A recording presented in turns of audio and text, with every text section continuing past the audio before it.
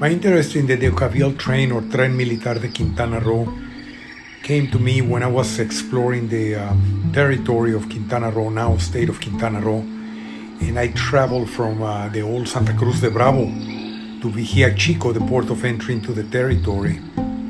And along the way, on the dirt road in real bad conditions, I encountered a bunch of pieces of track and some of the locomotives, either in Vigía Chico, like in the case of this picture, or along the way on the side of the road, burned down or rusting to death.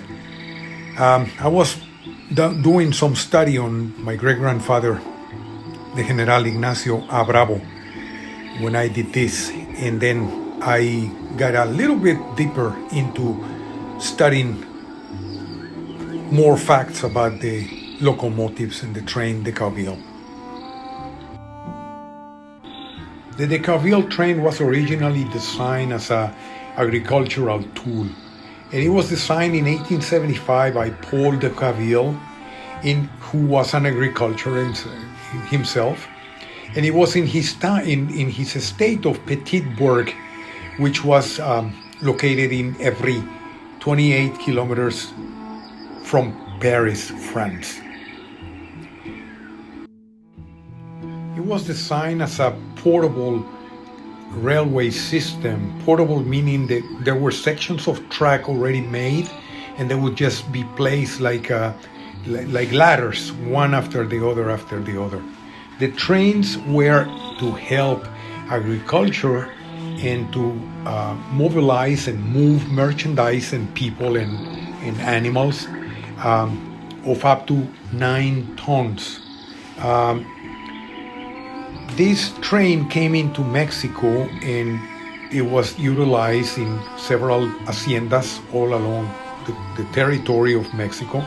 And in this case, the Decauville came in to help on the war against the Mayan rebel Indian, the Cruzoob. On December 13, 1901, the material for the railway was ordered to New Orleans. On 16 April 1902, a shipload of 250 tons of narrow-gauge 60mm railway material was delivered to the General de la Vega camp at the port of Vigía Chico. Actually, it's across Vigía Chico in the peninsula, where today is Punta Allen. The track was officially opened on September 4, 1905.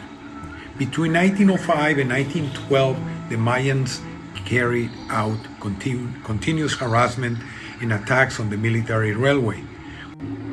When generalignacioa.bravo left the territory in Santa Cruz de Bravo, the Mayans began to destroy the railway in the town of Santa Cruz de Bravo, which was the capital of the territory.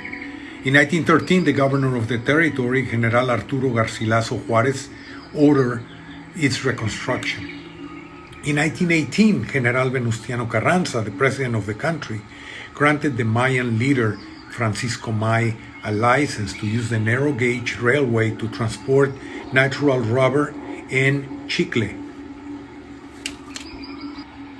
The 600mm gauge line was built by the Mexican government as an effort to provide the army with a quick transportation inland from the mangroves of Vigía Chico on the Bahia de la Ascension to the interior, to the capital of the newly formed territory of Quintana Roo, where there had been frequent uprisings by the indigenous Cruzoob Maya tribes against Mexico's colonization attempts since the mid-19th century.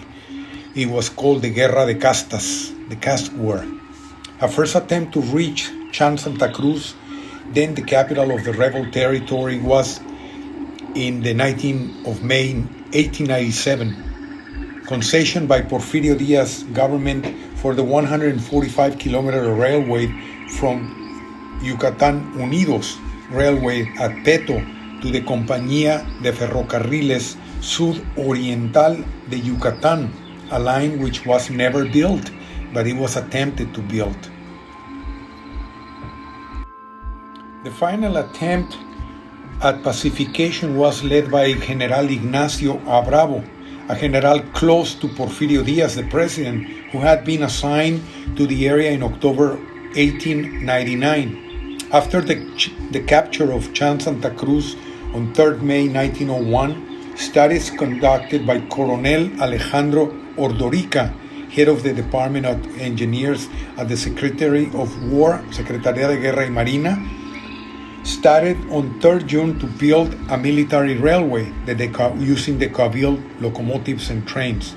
Thus, on 13 December 1901, a total of 60 kilometers of track in 5-meter sections with 6 metal ties, 8 points, 3 locomotives, and 24 wagons were purchased in New Orleans for the total sum of $239,967.59.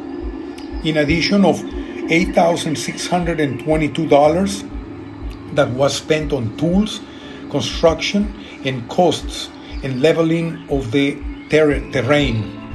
250 tons of the Decauville equipment was landed in 16th of April 1902. Construction was completed at the end of 1904, but the official inauguration took place on 4th September 1905. A telegraph line ran along the railway. The line known as Ferrocarril Militar de Quintana Roo y Ferrocarril del Norte de Quintana Roo cover a distance of 57 kilometers with 5 intermediate stations. Kilómetro 0, Vigía Chico.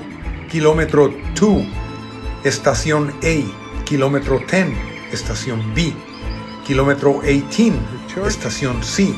Kilómetro 34.5, La Central, which was a repair station. It had some workshops and barracks.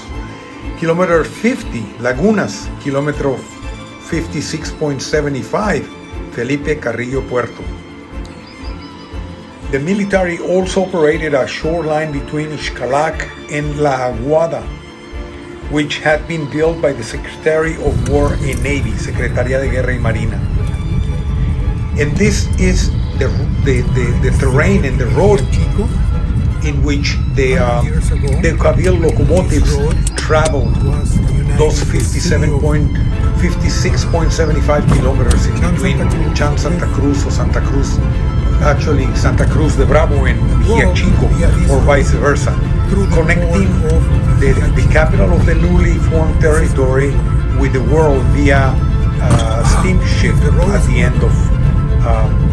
the end of the tracks. Right here is Generalignacioa.bravo supervising personally the works of the railroad.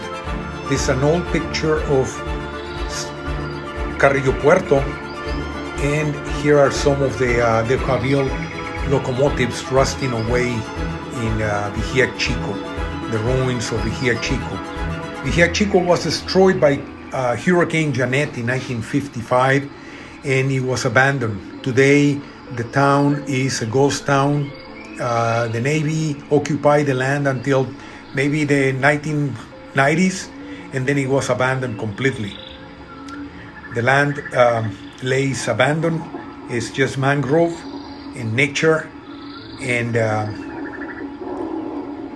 nature. And finally, a photo of a steamboat that used to connect Vigía Chico with the world.